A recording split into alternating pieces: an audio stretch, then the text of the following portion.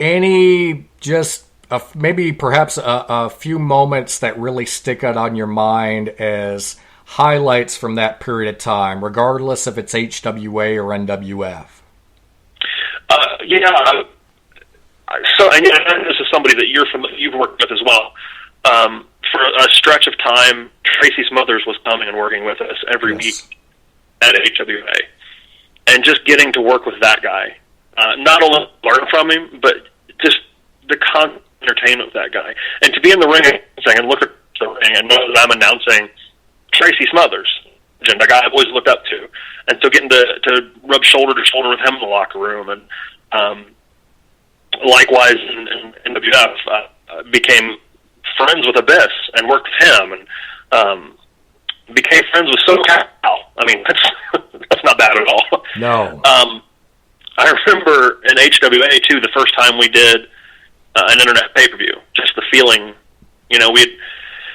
I watched that company go from having a developmental contract before I worked there and packing the house, using that contract, and still maintaining the crowd, and still put quality shows every week, and go from being just running televised shows. We had a contract with the America One Network. We were seeing syndication all across the country. And I remember being in Detroit once for WrestleMania 23 and being recognized on the street in Detroit, somebody who watched our show. That's amazing. That's amazing. Me and say, I'm like, oh my God, we're out there. And then we turned around and started doing internet pay-per-views, and just to see what that company started from and how big it got and how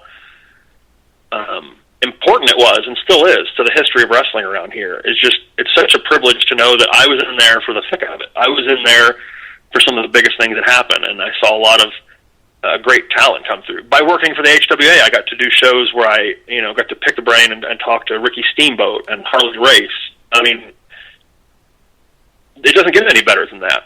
Like, getting to walk up and know that I was on the same show as Harley Race and Rick Steamboat, what an honor. And so that, I could have walked away from, I wouldn't have, but if I would have walked away from wrestling a year after that, I would have known, I accomplished something amazing by rubbing shoulders with people like that.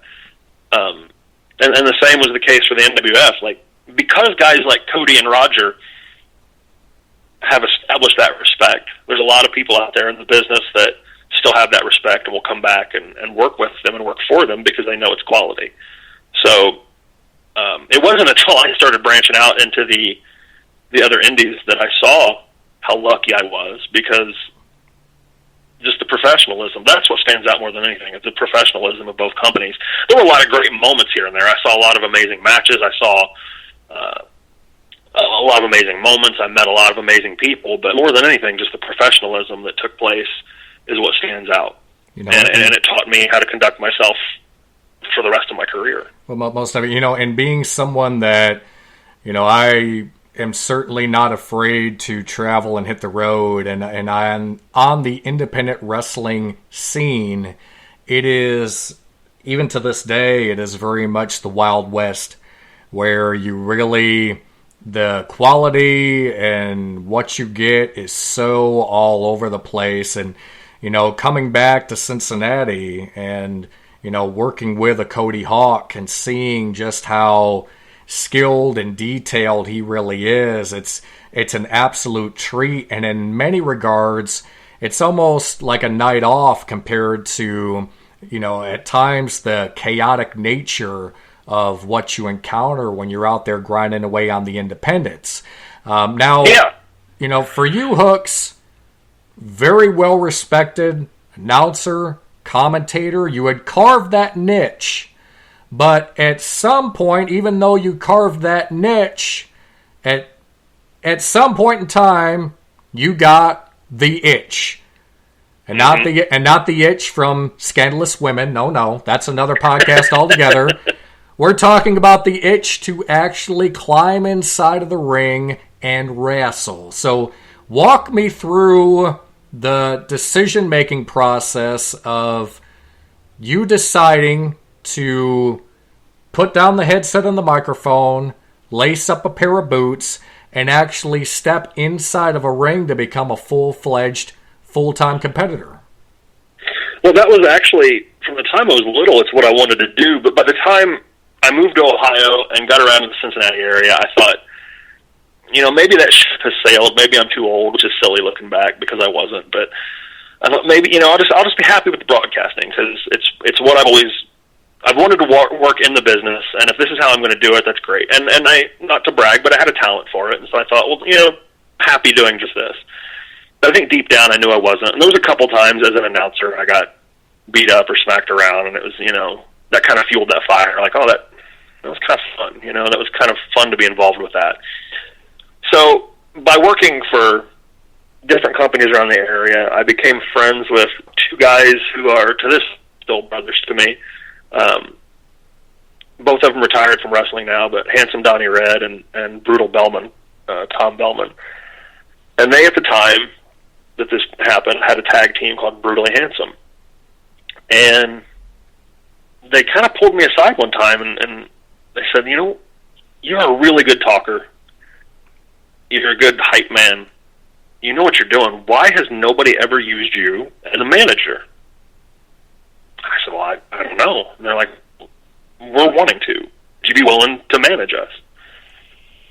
Well, hell yeah. I mean, I didn't know that this was ever going to happen, but if you're asked, then I felt honored about it. So I remember making my debut with them in Dayton, Ohio, at I believe the bar was called the Cubby Hole. That was kind of a legendary place up there amongst some of the wrestlers. But I debuted as their manager, as heels, and just the first time going out there and getting the mic and announcing for them and being involved was just the biggest rush.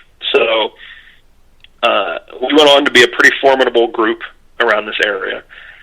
And then, of course, when you're working with a tag team and you're their manager and you're scandalous guys and you're heels and you're bad guys, eventually it comes down where you get put into like 6-man tag matches. We're going to have Brutally Handsome team with their manager.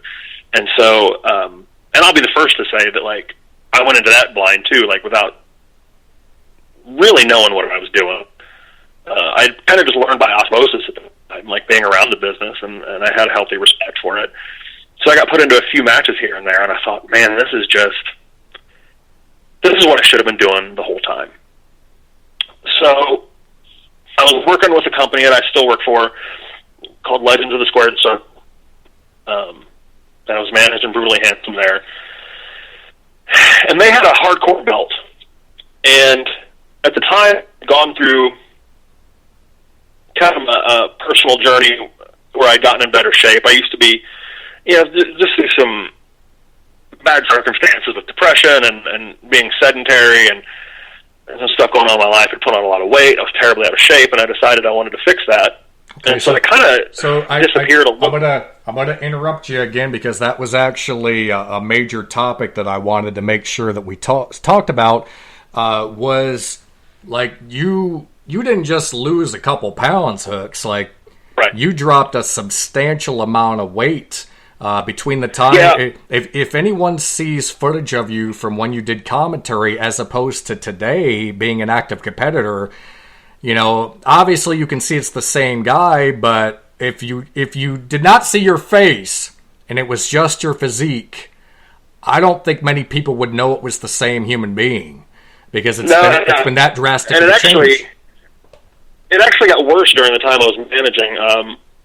I stopped weighing myself a long time ago, but I think at my highest I was 330 pounds. Wow. And I just got tired of that lifestyle. I dedicated myself to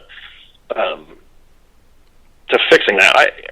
All told, I lost about, I don't know, anywhere 80 to 100 pounds. It's fluctuated.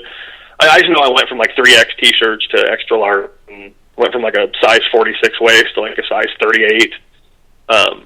That's huge, man. That's huge. I mean, that's... Yeah, it was a complete lifestyle change, and it was one of the best things I've ever done for myself. So anyone listening that may be in a similar situation, maybe they are suffering with, serious bouts of depression, perhaps, especially now, people, in quarantine, lockdown, having issues with just movement overall, what would you suggest somebody do to kind of start to turn the beat around and to, to start to reclaim their life in regards to weight loss and fitness? You can go for all the fad diets you want and all the, different types of workouts, but it literally just comes down to moving more and eating less and eating better. And I'll be the first to say that I'm not where I would like to be still. Like I could eat healthier, but it just came down to realizing one day that, like, I was tired of feeling that way. And I was tired of feeling tired. I was tired of feeling sluggish. I was tired of it all. So I started exercising. And I started slow. Like when you first start, you can't be discouraged because you can't move them out.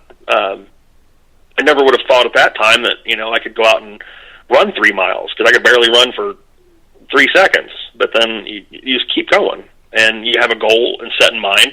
I didn't worry about numbers. I didn't worry about how much I weighed until I stopped weighing myself. I just went by, how are my clothes fitting? How do I feel? That was more than anything, was how do I feel? And so I just went out and put one foot in front of the other. And there's a lot of days I didn't feel like doing it, and I forced myself. And then once you start seeing results, that's when it becomes easier, because you're like, hey, this is actually working. I feel better. Oh my God, my pants are a little too big now. And it gives you a confidence to keep going. And I knew that I wanted to wrestle, and I knew that in the shape I was in, it just wasn't going to be possible. And so I just decided to keep working at it. And I also, it wasn't, neither one of them were weight-related issues, but I'd lost my dad and I'd lost my brother, and I thought, I'm not going to be the next one to go. Like, I've got a chance at life here. I'm not going to, have a heart attack by the time I'm, 40 years old or whatever, and take for granted the life that I've got. So I just dedicated myself to it, which brought me around to the big coming out party of being a hardcore guy. LSC had a hardcore championship, and I went to Sergeant Ledbetter and Big T, for that company, who were also friends of mine, great guys. And this is what I wanted to do. I want to give it a shot. When I was a kid, I loved, and we'll get to this, I'm sure, I loved the bloodbath matches. Like, I would grow up watching Dick Bruiser and WWA out of Indianapolis, and anytime there was blood and violence and guts, I loved it. And I thought, I've got kind of a high pain tolerance, and I enjoy the theatrics of the hardcore. Let's shock everybody. I'm going to be a mystery opponent. So it was a match for the hardcore title. It was Brutal Bellman and Trophy Todd Mullins, another great guy, another great talent. And I was like mystery opponent. And when I came walking to the curtain, and different kinds of gear I'd worn before, and I remember hearing like fans in the crowd say, "God, he looks," they couldn't believe how much weight I'd lost. And I went out there and I had this match with those two guys, and I got pinned at the end of that match. Brutal Bellman retained his hardcore title, and I'm grateful to them for how good that match went. But at the end of the night, and I'm not trying to sound cocky, it was me that people remembered from that match, because they'd never seen anything like that out of me before. And while I wanted to also do straight wrestling, which we'll talk about that too, I'm sure, like, I really enjoyed that stuff. And so over the years, I've just built that reputation as being a guy that will go out there and do really dumb stuff for the amusement of others. But that was the first real big, I had a singles match before, but that was my first big, like, standing on my own moment. And I guess that's not the right way to say it, because I was in there with two really talented wrestlers and good brothers, but where I wasn't part of a team. I was in there, as a singles wrestler. And by working with guys like Cody Hawk and Chris Ledbetter and everybody that worked with them, Jay West is that worked with me a lot when I was first trying to get my feet wet. I had a lot of guys help me out and help train me and help teach me things, and willing to take a chance on me. And that's why I talk about Cody Hawk in every interview I do. Like I said earlier, he was one of the guys, him, Jackson Breeze, that brought me into this business. And then every place Cody Hawk has ever been, or if he had any influence, whether it was a company he was running or a company he was helping run. He's always